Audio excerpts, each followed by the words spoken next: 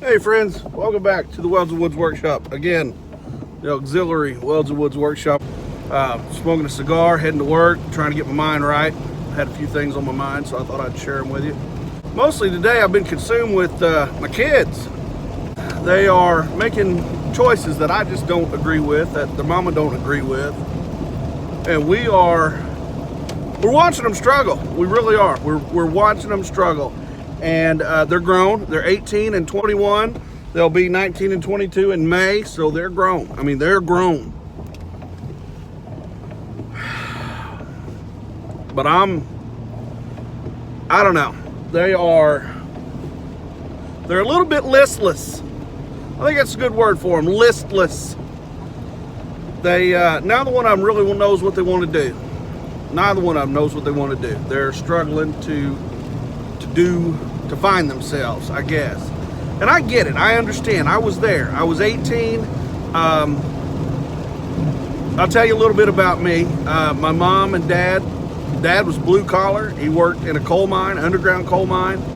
He was a roof bolter, and for a lot of years he was a roof bolter, and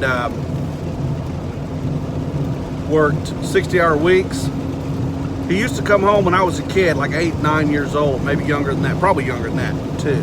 But 8 or 9 years old, as I can remember it, and he'd come home and he'd say, "We're running coal this Saturday." And that meant he was working Saturday. It was mandatory work.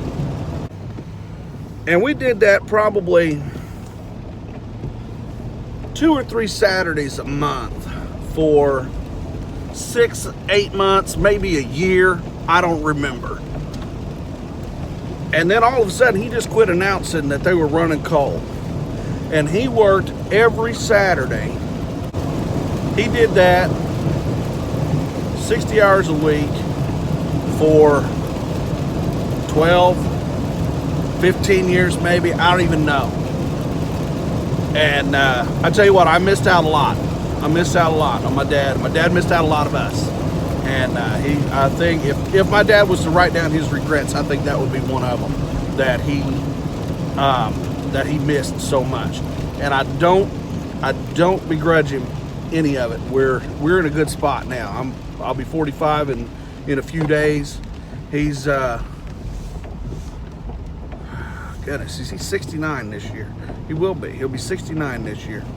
And he gave us a good life. I'm not, I mean, there wasn't a lot of dad, but we never wanted for anything.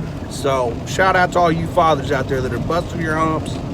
You don't know, but I tell you what, friends, you're doing it. And you mothers too. Some of you mothers are working just as hard as the papas. And I'll tell you what, it makes a difference, and I'm proud of you. I'm proud of you for going out there, doing what you need to do, take care of your families. It's good. It's good for all of us. And it's different for men. Men need it. I think it's part of a deep psychological aspect of a man, that he needs to work and provide for his family. So, and then of course there's the other burden. The other burden is I'm not home enough. I don't see my kids enough. I don't love my wife enough. We get it. We get it. As kids, we don't get it as much, but you do whatever you can. You see your babies when you can. And you love your wives, love your spouses when you can, because it's necessary. But anyway, I'm telling you what, my kids, they got me bent right now, and not angry bent. One of them does a little bit, because they both do. They both got me a little angry bent. Our older daughter, she is making bad choices. I mean, she is like almost to the point where I'm not so sure that they're not willful bad choices. And my other daughter, she just in a, I hate to use the word lazy, but that's what it is right now. It just feels like a real lazy phase. And she just ain't having it. She ain't working. She's not pushing her future. She's just not. And I get it. She moved back here, so it's going to take a little bit of time to get her feet under her. but there's no reason why she can't pull her weight around the house a little bit. And that's where I'm really starting to get bent on that kid, because she is just almost refusing to take care of business at the house when me and her mama are asking her to. And that's got me just getting close to nasty. I told her today I was getting close to nasty.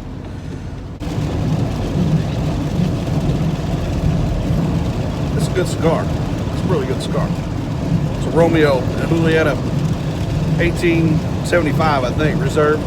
It's a good cigar if you're into that. But anyway, so I didn't go to college. I went to the Army. I wanted to be a soldier.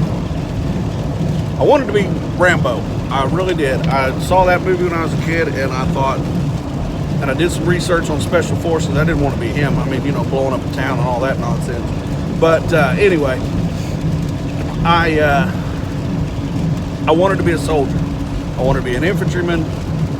And I knew I wasn't ready for college, and I thought I was going to do special forces. I really did. That's what I wanted to do. My wife,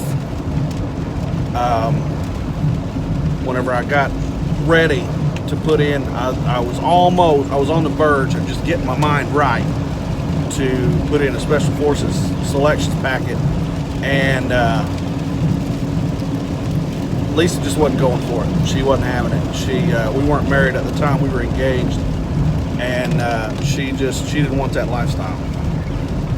And she liked being in the Army. She'd come and see me down at Fort Campbell a lot, and we enjoyed the Army life. But she didn't want special forces, and I didn't want to just be a regular grunt. What I should have done,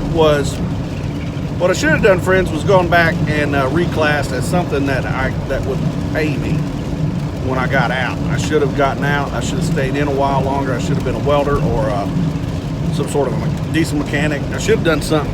I don't like cars enough to be a decent mechanic, but you know what I mean. I should have got a job that had some civilian skills.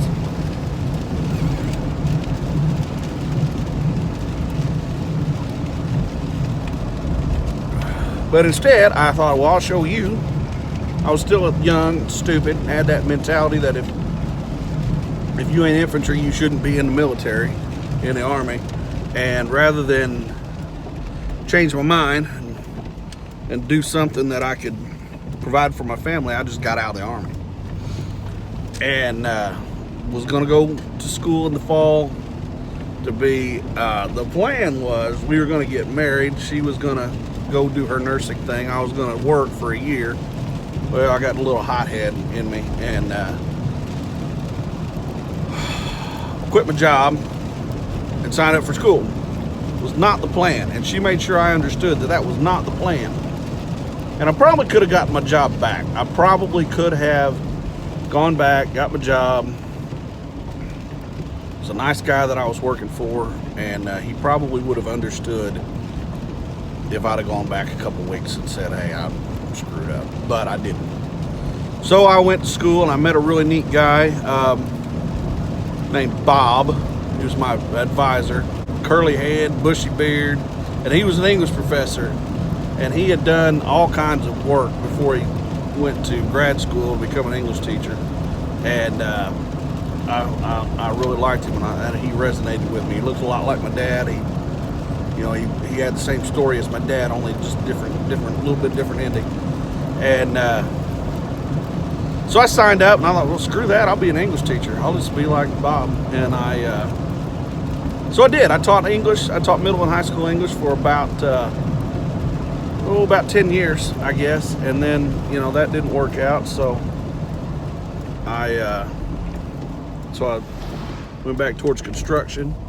Did apartment maintenance a while, and then I did, now I'm doing factory work. I did fork truck. I drove fork truck for a while until I got into the maintenance, and now I'm doing programming robots and electrical and plumbing and all that good stuff out here. Not plumbing, hydraulics, pneumatics, troubleshooting. But anyway, so I get it. You know what? I'm 40 years old. I was 40 years old before I found what I really wanted to do. And, so I get it. I understand my kids. I understand them more than they would like to admit, that maybe I know more about what's going on.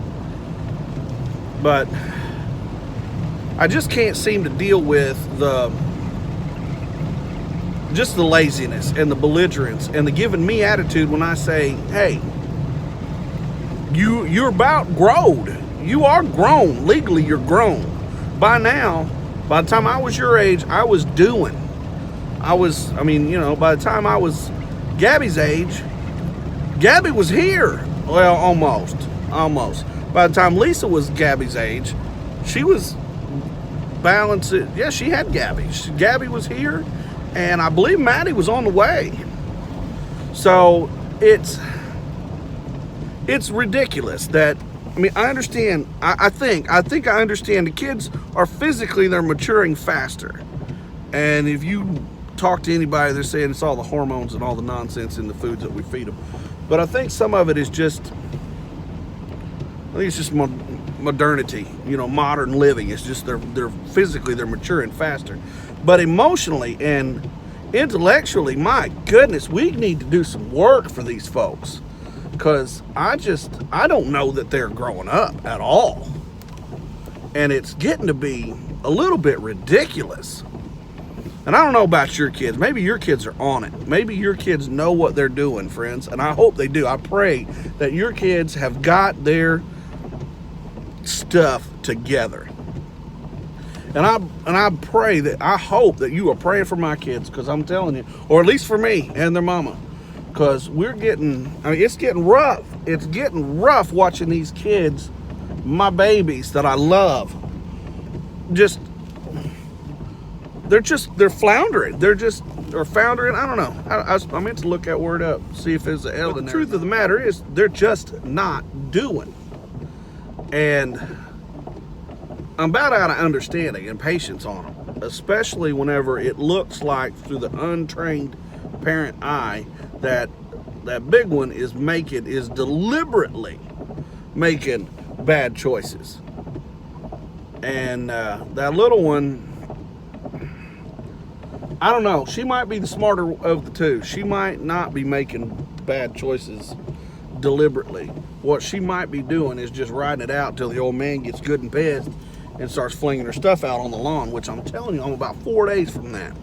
Not gonna lie, I'm about 4 days from opening her window and just start flinging her stuff. Especially if she doesn't get the 2 things I asked her to do today done.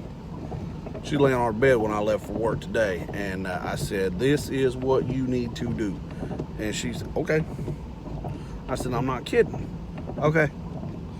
I said, repeat back to me what I'll need you to do. And she told me, almost in the same cadence that I used when I told her to do it. So I know she was listening. I know she heard me. I know she was listening. You, friends, I'm getting a little bit anxious about my kids, about their doing, about their lack of doing.